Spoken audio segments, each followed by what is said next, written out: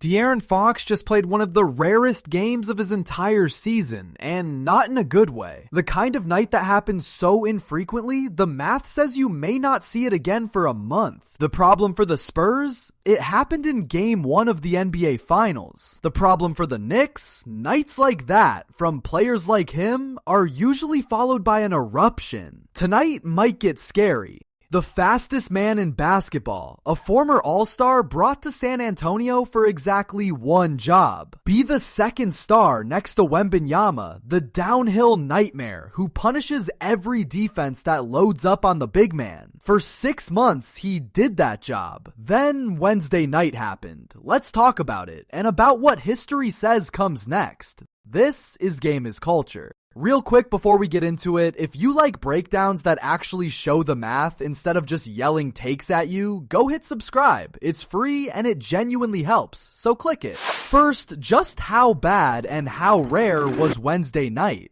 7 points on 3 of 13 shooting, 0 for 4 from 3. From a man who averaged 18.6 a game this season, the Spurs' second star didn't have an off night. He had a no-show in the single biggest game the franchise has played in over a decade.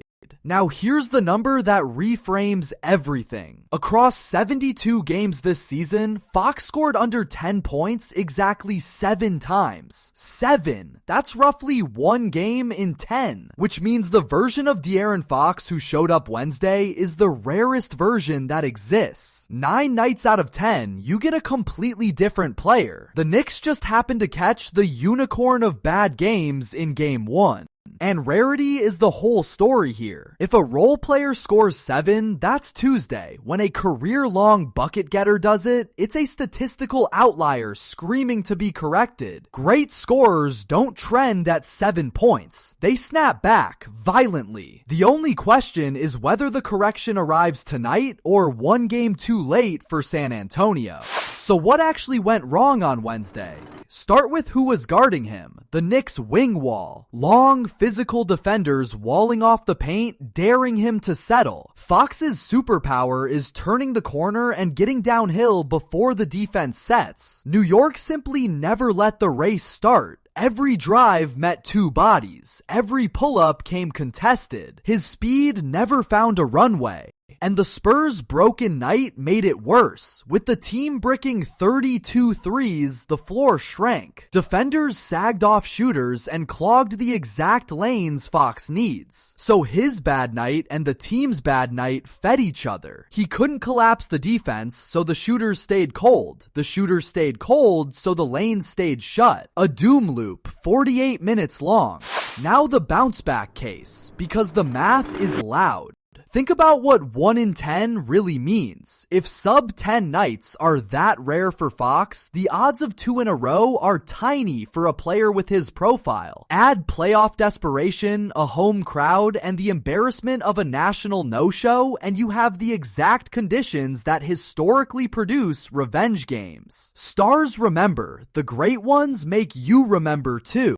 And watch how San Antonio will engineer it. Expect early touches designed to get him a layup before the wall sets. Expect more pick and roll with Wembanyama, forcing New York to choose between the roll and the drive. And expect transition pushes off every single Knicks miss, because a half-court wall can't stop what never lets it form. Speed kills, you just have to let it out of the garage. Real quick though, if you've made it this far, you've really gotta hit subscribe. I'm not going to beg, but I am going to ask, so hit it, and I'll wait. And here's why Fox's bounce back matters more than anyone's. Because the entire Spurs offense is a math problem the Knicks solved in Game 1. Load everything onto Wembanyama, wall off the paint, and live with the rest. That math only breaks if the second star makes them pay. A 20-point Fox night forces New York to split its attention, and suddenly Wembanyama sees single coverage, the shooters see daylight, and the whole machine breathes again. That's the assignment tonight. He's the key to the whole machine. And there's a quieter pressure too. Fox was the headline trade, the second star imported for exactly this stage. Game 1 was his first finals appearance ever after years of carrying lottery teams. 7 points in the moment he had waited his whole career for. The worst possible first impression at the worst possible time. Players with his pride don't usually let that impression stand for long. And don't forget who we're actually talking about here. De'Aaron Fox is not some streaky role player having a moment. This is the man who won the league's first ever Clutch Player of the Year award, built on years of fourth quarter daggers in Sacramento. He spent half a decade as the entire offense of a franchise starved for relevance and delivered them their long-awaited playoff return. Big moments aren't foreign territory for him, they're his old neighborhood. And his speed functions like a 48-minute tax on the defense. Every possession, 5 Knicks have to sprint back, load the wall, and hold their stance against the threat of the fastest first step alive. That tax compounds. Legs get heavier, closeouts get shorter, fouls pile up. Even on a 7-point night, the defense pays. On a 25-point night, it goes bankrupt. Then there's the weapon San Antonio barely used on Wednesday, the Fox and Wembanyama two-man game. A screen from a 7'4" shooter with the fastest guard alive turning the corner is a coverage nightmare with no clean answer. Drop and Fox pulls up, switch and Wembanyama feasts on a guard. Blitz and it's 4-on-3 with shooters everywhere. Expect tonight's offense to live in that action.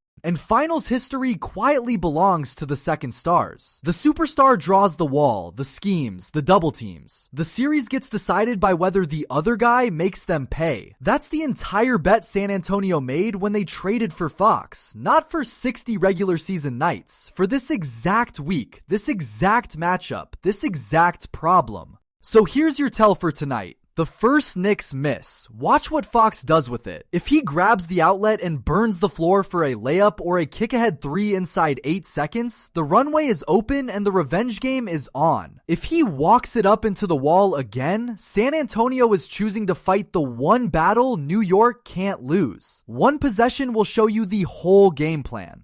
Now the honest other side, because the wall gets a vote.